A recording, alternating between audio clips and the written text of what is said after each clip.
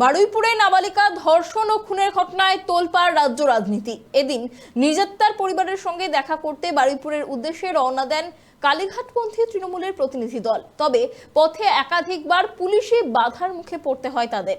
শেষ পর্যন্ত সমস্ত বাধা পেরিয়ে নির্যাতিতার বাড়িতে পৌঁছন কালীঘাটপন্থী তৃণমূল নেতৃত্ব।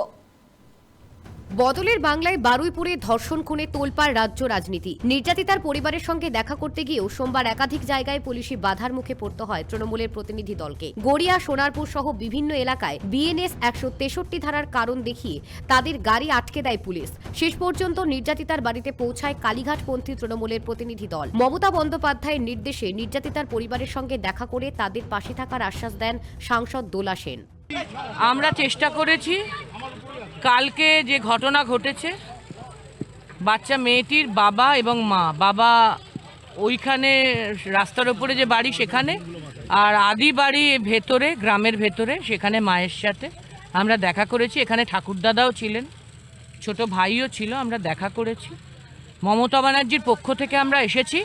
মমতা ব্যানার্জি এই ভিকটিম পরিবারের, এই আক্রান্ত পরিবারের পাশে আছেন, এইটুকুই আমরা বলেছি। দলনেত্রীর নির্দেশে এদিন 4 সদস্যের প্রতিনিধি দল বারুইপুরের উদ্দেশ্যে রওনা দেয়। দলে ছিলেন সাংসদ দোলা সেন ও প্রতিমা মণ্ডল এবং বিধায়ক বিমান বন্দ্যোপাধ্যায় ও বিভাস সর্দার। নির্যাতিতার বাড়িতে পৌঁছে পরিবারের সদস্যদের সঙ্গে দীর্ঘক্ষণ কথা বলেন। প্রতিনিধি দলের সদস্যরা নির্যাতিতার পরিবারের পাশে থাকার আশ্বাস দেন। আইনি ময়দানে সমস্ত সাহায্য নিশ্চয়ই এই পরিবার পাবে। আমরা মমতা বন্দ্যোপাধ্যায়ের পক্ষে 2 এমপি 2 এমএলএ এসেছিলাম এই বার্তাই দিয়েছি।